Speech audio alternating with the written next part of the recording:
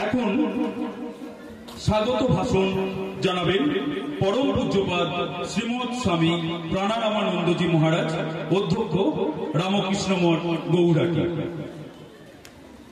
ওম নমঃ শ্রী জ্যোতিরাজায় বিবেকানন্দ সুরায়ে সচ্চিৎ সুখ স্বরূপায় স্বামী ভাগিনী। সুপ্রভাত, নমস্কার। আজ রামকৃষ্ণ মঠ গৌরাটিতে স্বামী বিবেকানন্দের 163তম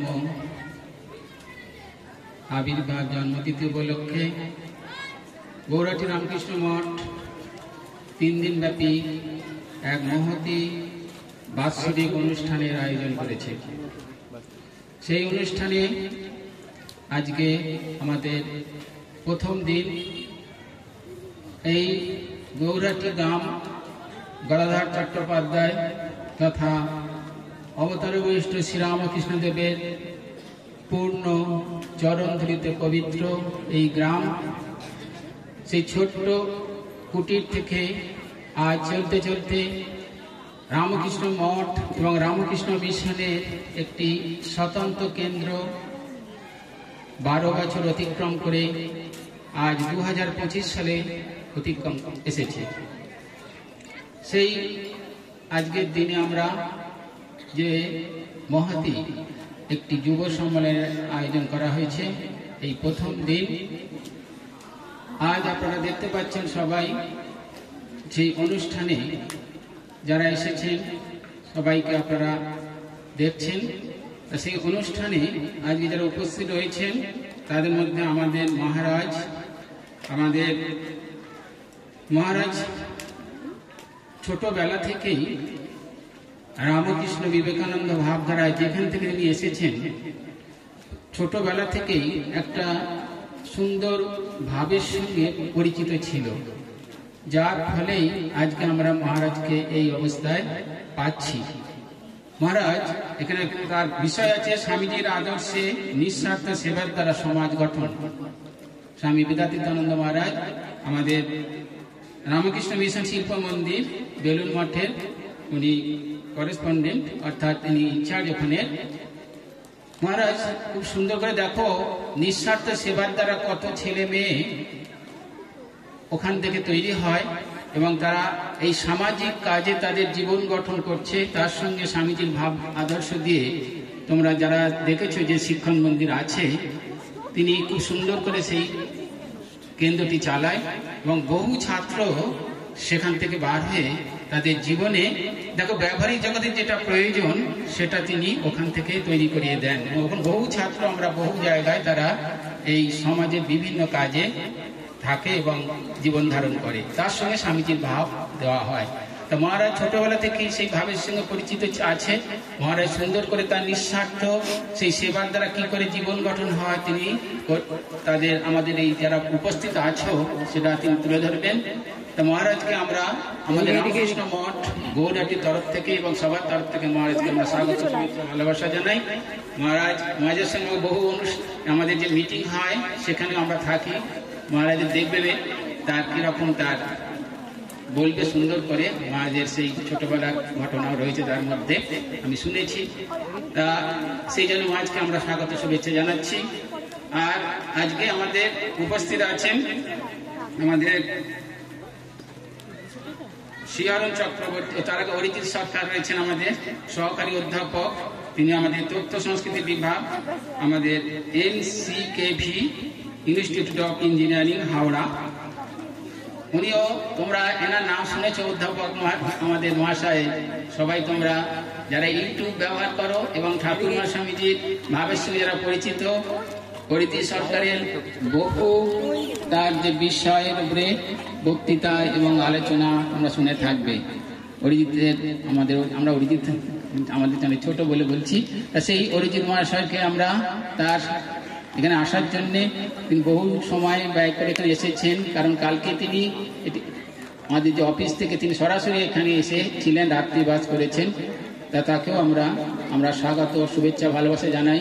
তিনিও তার বিষয় থেকে স্বামীজির আদর্শে কি করে মানুষ হওয়া যায়। আমরা সবাই তো মানুষ, তবুও মানুষ কিভাবে আরো ভালো হওয়া যায় সেই ভাব তুলে ধরবেন, তাকেও স্বাগত, শুভেচ্ছা, ভালোবাসা।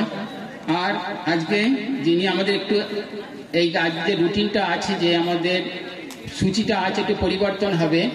সেই পরিবর্তন কারণ হচ্ছে আমাদের আজকে মাননীয় যে শিবরঞ্জন চক্রবর্তী মহাশয়, শিক্ষক, রামকৃষ্ণ মিশন শিক্ষণ মন্দির, বেলুন মঠ, তিনি আজকে স্বামীজির দৃষ্টিতে ব্যক্তিত্বের সুষম বিকাশ কি করে হয়। আমরা সবাই মানুষ, তবুও আমাদের ব্যক্তিত্বের অভাবে আমাদের জীবনটা কেমন হওয়া উচিত সেইটা উনি তার সারা জীবন ধরে সেটা তিনি কাজ করছেন। তিনি আমাদের অখিল ভারত বিবেকানন্দ যুব মহামণ্ডল আছে, সেই তার সঙ্গে সরাসরি যুক্ত আছেন, এবং উনি আমাদের যে বিটি কলেজ আছে সারদাপীঠের, তার সঙ্গে যুক্ত আছেন। তিনি বহু ছাত্রকে এই ভাবের সঙ্গে পরিচয় করছেন, এবং তার কাজই হচ্ছে এইটা, স্বামীজির যে মহান ভাব, মহান আদর্শ, যে আমাদের যে সত্তা, মনুষ্যত্ব, তার বিকাশ কি করে হবে সেই বিষয়ে বলবেন। তাকেও আমার আন্তরিক শুভেচ্ছা, ভালোবাসা এবং স্বাগত জানাই। তোমাদের সবার তরফ থেকেও জানাই, উনিও সুন্দর করে জীবনটা কিরকম সেটা বোঝাবে। এছাড়াও আজকে যারা উপস্থিত আছেন এখানে আমার ছাত্রছাত্রী বন্ধুরা, ভবিষ্যতে যারা স্বামীজির সৈনিক হবে, দেশের যে সৈনিক হবে, সৈনিক তো সব রকমই হয়। দেখো সৈনিক, দেখো আজ থেকে বহু বছর আগে আমাদের উত্তরাখণ্ডে একটা প্রচন্ড সেই যে ল্যান্ডস্লাইড হয়েছিল, তাতে বিচ্ছিন্ন হয়ে গেছিল, বহু লোক মারা গিয়েছিল এবং বহু লোক আটকেও পড়েছিল। তো সেখানে দেখা যাচ্ছে যে যারা আটকে পড়েছে, কোনো সেতুর সব ভেঙে যায়, ভেঙে যাওয়ার ফলেতে তাদেরকে উদ্ধার করতে পারছিল না। সে উদ্ধার করতে যখন পারছিল না, সমস্যা, যারা উদ্ধার করে আমাদের সেই সৈনিকরা, মহান সৈনিকরা, ভারতবর্ষের সোলজার যারা, আমাদের সেই সোলজাররা কিভাবে আমাদের তাদের উদ্ধার করেছিল তোমরা শোনোনি হয়তো। তারা কি করেছিল জানো, নদীর যে জল, প্রচন্ড স্রোতের মধ্যে দিয়ে জল যখন বার হয়ে যাচ্ছে, তারা উপুর হয়ে শুয়েছিল, এবং এরকম হয়ে মানে উপরে, আর পিঠের ওপর দিয়ে যারা সমস্ত ওদিকে আটকে পড়েছিল তার ওপর দিয়ে শৃঙ্খলবদ্ধ ভাবে হামাগুড়ি দিয়ে তারা সেই নদীর ওপর দিয়ে পার হয়ে ফিরে এসেছিল। তো তাই স্বামীজিও বলছে যে ত্যাগের দ্বারা সেই মহতি কাজ হয়। দেখো আমাদের ভারতবর্ষের সোলজাররা কিরকম ত্যাগের মাধ্যম দিয়ে মানুষকে উদ্ধার করছে, আর স্বামীজিও চাইছে আমরাও আমাদের ত্যাগের মাধ্যম দিয়ে আমাদের যে এই সত্তার যে মনুষ্যত্ব আছে, মনুষ্যত্বের শৃঙ্খল দিয়ে তার উপর দিয়ে হাজার হাজার লোক পার হয়ে যাবে এবং তাদের জীবন সুন্দর হবে। স্বামীজির সেই মহান ভাব, তুমি নিজে তৈরি হও এবং অপরকে তৈরি করো। তুমি নিজে তৈরি হবে এবং অপরকেও তৈরি করবে, এটা হচ্ছে স্বামীজির মহান ভাব। দেখো আমরা জীবন ধারণ করছি, সময় আজকে খুবই একটু লেটে চলছি, আমরা আধা ঘন্টা প্রায় লেটে চলছি, সেই জন্য বেশি বিস্তৃত বলবো না। তবুও বলি, আমরা যারা বসে আছি যে জীবন ধারণ আমরা করছি, জীবন ধারণ কেন করছি বলো দেখি। তোমাকে যদি প্রশ্ন করে যে জীবনটাকে কিভাবে তুমি চালাবে, জীবনটাই বা কেন গ্রহণ করেছো তুমি, তোমাকে যদি প্রশ্ন করে তুমি কি বলবে যে জীবনটা কি?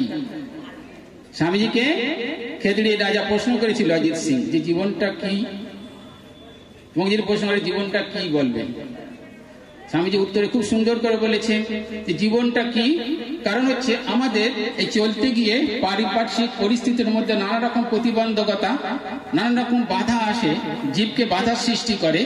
সেই জীবগুলো কি করে, নিজের সেই ব্রহ্মসত্তা স্বরূপ দিয়ে সেই বাধাগুলো কাটিয়ে গিয়ে নির্দিষ্ট গোলে পৌঁছাবার জন্যই এই জীবন।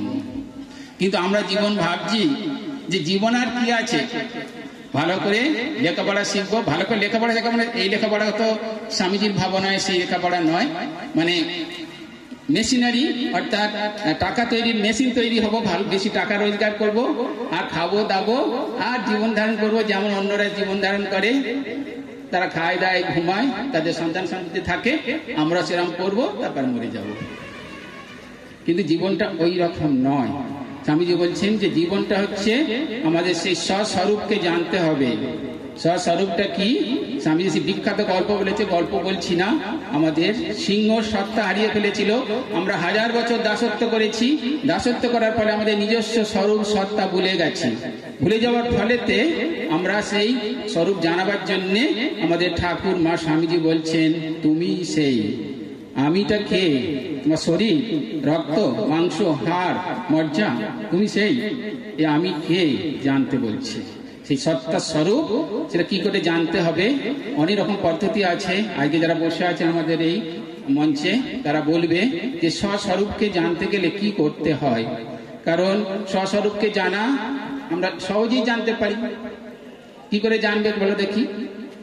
জানবে মানে আমাদের ছোটবেলা দেখি শেখানো হয়, বাবা মায়েরা বলে যে সদা সত্য কথা বলিবে, মিথ্যা বলিবে না, কারোর দ্রব্য অনুমতি ছাড়া নেবে না, এইটা শেখায়। কিন্তু কিছুতেই আমাদের ছেলে মেয়েরা সেগুলো শেখে না। শেখে? তোমরা সবাই সত্য কথা বলো। ধর্মটা কিন্তু সম্পূর্ণ সত্যের উপরে দাঁড়িয়ে আছে। যেমন নুন ছেড়ে যদি তরকারি করো তার যেমন স্বাদ থাকে না, ধর্ম তেমনি যদি তুমি সত্য ছাড়া ব্যবহার করো তার দাম থাকে না। সত্যই ধর্ম, ধর্মই সত্য। আজকে দেখো না কুম্ভ হচ্ছে, তাকে ডাকতে হচ্ছে, কোটি কোটি লোক যাচ্ছে।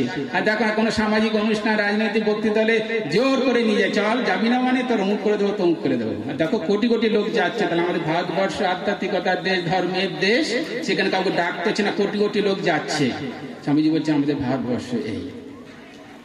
ভারতবর্ষের আধ্যাত্মিকতা দেখছে তো কেমন? এই আধ্যাত্মিকতা, সেই জন্য তুমি কে আমি কে জানার জন্যেই এত এই যে উপনিষদ, বেদ, বেদান্ত, এত বই লেখা হচ্ছে, আমাদের এই অনুষ্ঠান করছি, আমরা এত অনুষ্ঠান করছি কেন? তোমরা সেই মনুষ্যত্বকে জানার জন্যে। সেই মনুষ্যত্ব কি, কিভাবে আমরা মানুষ হতে পারবো, সেই সত্তা বলবো। তা সেই জন্য সত্তা আমাদের যারা আছে মারা এটা বলবে। কিন্তু মানুষ হতে গেলে যেটি দরকার, স্বামীজি বলছে যে মনকে সম্পূর্ণভাবে একাগ্র করতে হবে। কারণ মনটা আমরা সম্পূর্ণভাবে কি করেছি বলে দেখি? বন্ধক দিয়ে দিয়েছি। বন্ধক দিলে তোমার কি হয়? সোনার জিনিস, তোমার জিনিস বন্ধক দিয়ে দিলে তোমার থাকে? থাকবে? তোমার কাছে তো থাকছে না, বন্ধক দিলে থাকবে? তেমনি আমরা মনটা বন্ধক দিয়ে দিয়েছি। কোথায় বন্ধক দিয়েছি জানো? আমাদের মন সবসময় কি হয়? বিষয়ে থাকে, রূপ, রস, গন্ধ, স্পর্শের মধ্যে থাকে। এই যে পঞ্চ জ্ঞানেন্দ্রিয় আছে, ওই রূপ, রস, গন্ধের মধ্যে সব সময় জড়িত হয়ে আছে, ওই বাসনা কামনার মধ্যে জড়িত হয়ে আছে। সেই জন্য মনকে একাগ্রত করলে এইটা প্রথম শেখানো দরকার। স্বামীজি বলছেন কোনো ট্যাবলেট থাকলে আগে খেয়ে সমস্ত সব ভুলে যেতে চাই, ভুলে গিয়ে আমি প্রথম কিভাবে মনকে একাগ্র করতে হয় সেটা শিখবো, তারপরে এইগুলো করবো। স্বামীজি বলছে মনকে একাগ্র অবশ্যই দরকার। যার যত মন একাগ্র সে তত সবচেয়ে বড় হয়েছে। দেখো না যারা বড় নাম্বার পায়, ভালো খেলোয়াড়, নাম করছে না, বড় বড় খেলোয়াড়, এখন দেখো বাদ দেবে বলে তাদের বলছে, তারা কিন্তু বড় প্লেয়ার ছিল এক সময়, কিন্তু মনের এখন বিঘ্ন ঘটছে, মন একাগ্র করতে পারছে না, সে ভালো খেলতে পারছে না তারা। তা সেই জন্য সব জায়গায় মন এমন একটা জিনিস, যদি এক জায়গায় একাগ্র করা যায় তাহলে মনকে একদম সেই উচ্চতম অবস্থায় পৌঁছানো যায়। লেন্সের মাধ্যমে দিয়ে দেখো সূর্যকে ধরে একটার মধ্যে দিয়ে আগুন ধরিয়ে দেওয়া হচ্ছে। তার মানে মনকে যদি একাগ্র করে রাখা হয় তাহলে তুই একটা বড় মহান মানুষ হতে পারে। আজকে মহান মানুষ হওয়ার জন্যেই এত আমাদের এই চেষ্টা প্রচেষ্টা, এত আমাদের অনুষ্ঠান করছি। সবাইকে আমার আন্তরিক শুভেচ্ছা ভালোবাসা জানিয়ে শেষ করছি। ওম শান্তি শান্তি শান্তি, হরি ওম তৎসৎ। শ্রী রামকৃষ্ণার্পণমস্তু। নমস্কার।